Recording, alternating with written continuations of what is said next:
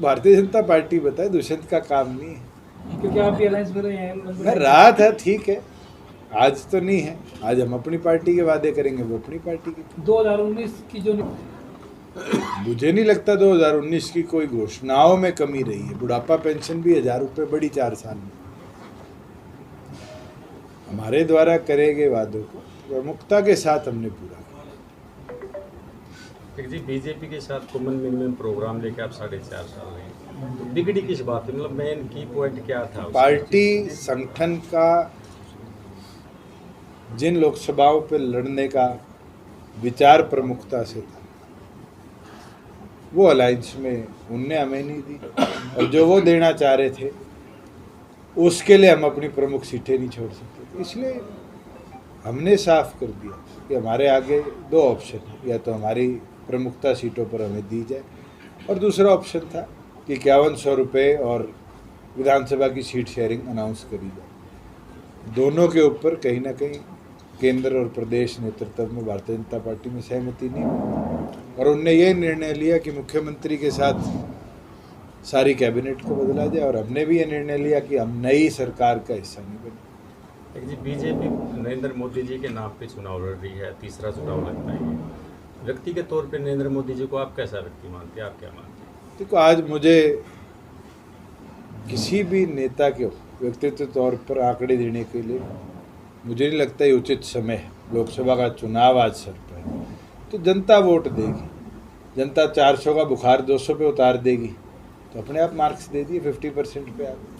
आपकी जितनी सीटें आएंगी भाई साहब, वो फिर किसकी झोली में जाएंगी? इंडिया गठबंधन की या फिर बीजेपी? आप मानते तो सीटें आएंगी। मैंने कहा कितनी सीटें? आप सीटें ले आओ, फिर देखेंगे। मैंने तो ये पूछा, अगर हमारा तो प्रमुख उद्देश्य एकमात्र है कि लोकसभा में हरियाणा की आवाज़ जाए, और जाकर प्रदेश के मुद्दों को लोकसभा में रख पाए। आज की तरह गूंगे बहरे सांसद हमें नहीं भेजने जिनने मुंह ही नहीं खोला पार्लियामेंट में 5-5 साल। और दूसरी ओर पर प्रदेश की आवाज़ जाएगी, तो फिर आने वाले भविष्य में 3 महीने बाद जो विधानसभा के चुनाव में पार्टी संगठन 46 के आंकड़े को विधानसभा के अंदर जितनी सीटें आपकी आई सर, अधिकतर जो आपके लीड भारतीय जनता पार्टी बताए, दुष्यंत का काम नहीं है। क्योंकि आप भी अलायंस में रहे हैं। मैं रहा था, ठीक है, आज तो नहीं है। आज हम अपनी पार्टी के वादे करेंगे, वो अपनी पार्टी के। 2019 की जो मुझे नहीं लगता 2019 की कोई घोषणाओं में कमी रही है। बुढ़ापा पेंशन भी 1000 रुपये बढ़ी 4 साल में। हमारे द्वारा करे गए वादों को प्रमुखता के साथ हमने पूरा किया। जी, बीजेपी के साथ कॉमन मिनिमम प्रोग्राम लेके आप 4.5 साल रहे, तो बिगड़ी किस बात है? मतलब मेन की पॉइंट क्या था? पार्टी संगठन का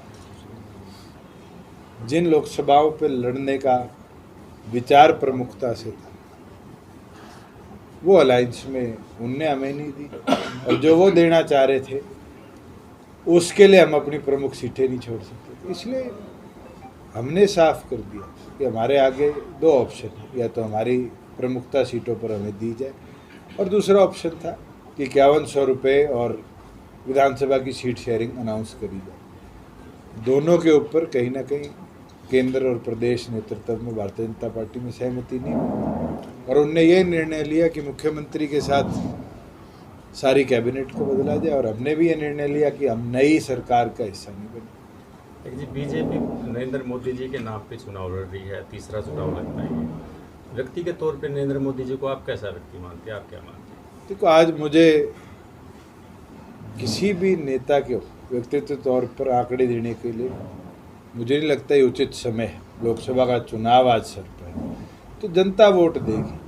जनता 400 का बुखार 200 पे उतार देगी, तो अपने आप मार्क्स दे दिए 50% पे आ गए।